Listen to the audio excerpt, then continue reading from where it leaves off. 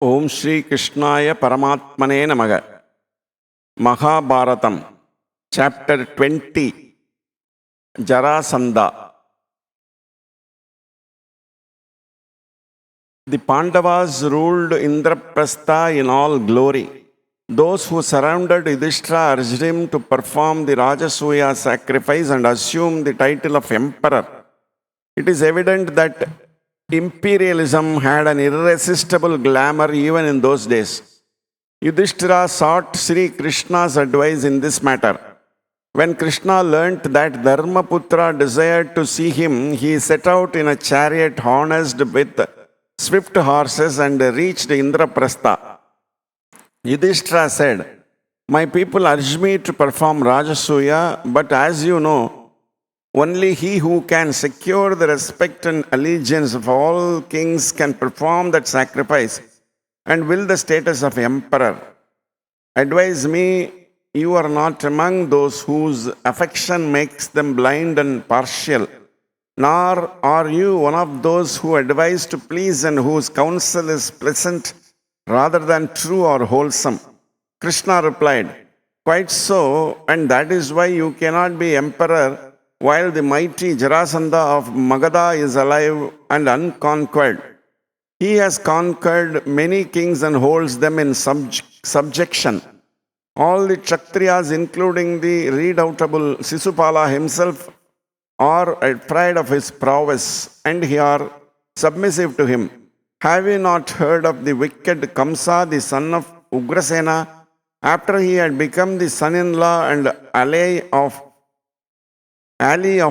Jarasandha, my people and I attacked Jarasandha. After 3 years of continuous fighting, we had to acknowledge defeat and we left Mathura and moved to Dwaraka in the west and built a new city where we are living in peace and plenty. Even if Duryodhana, Karna and others do not object to your assuming the title of emperor, Jarasandha will certainly oppose it. And the only way to overcome his opposition is to defeat and kill him.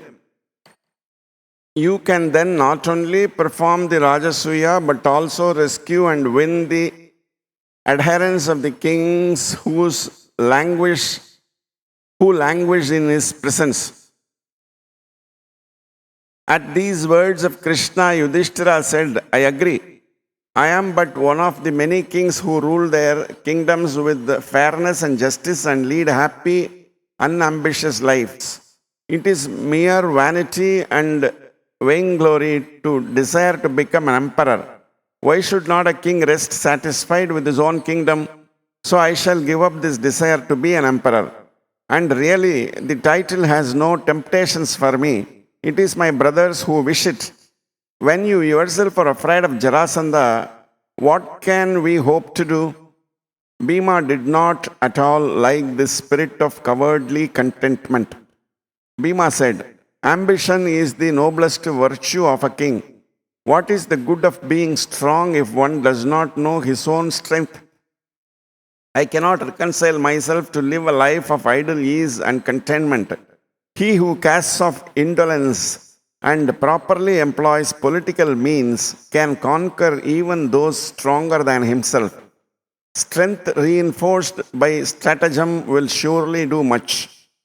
What indeed cannot be accomplished by a combination of my physical strength, Krishna's wisdom and Arjuna's dexterity, we can conquer Jarasandha's might if we three join and set about it without doubts or fears."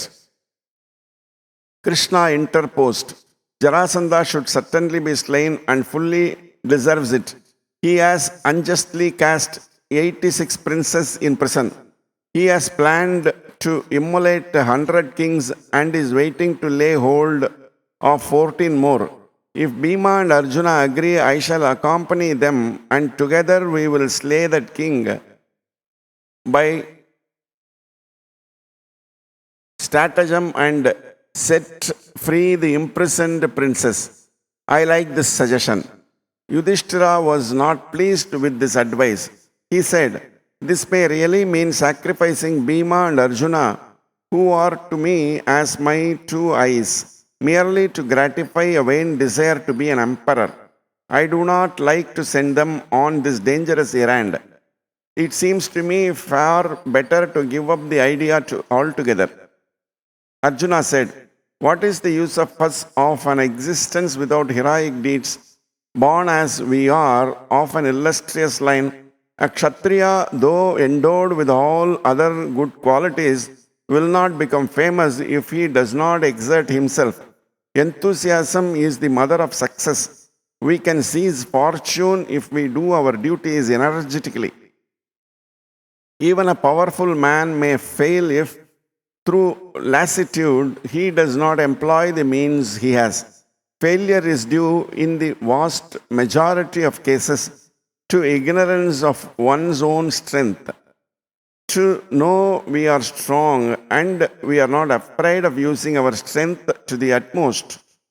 Why should Yudhishthira suppose that we are incapable of this?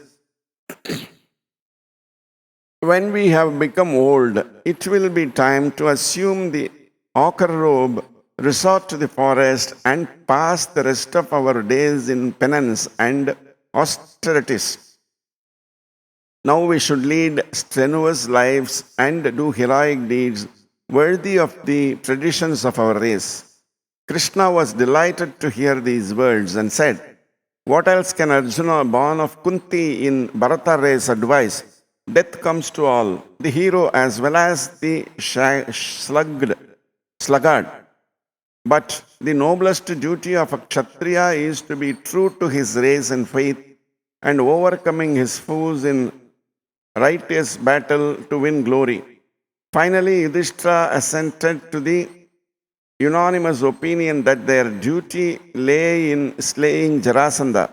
This conversation has a curiously modern ring about it and shows that powerful men in ancient days used very much the same specious reasoning as now. This completes the chapter 20. Om Namo Bhagavate Vasudevaya.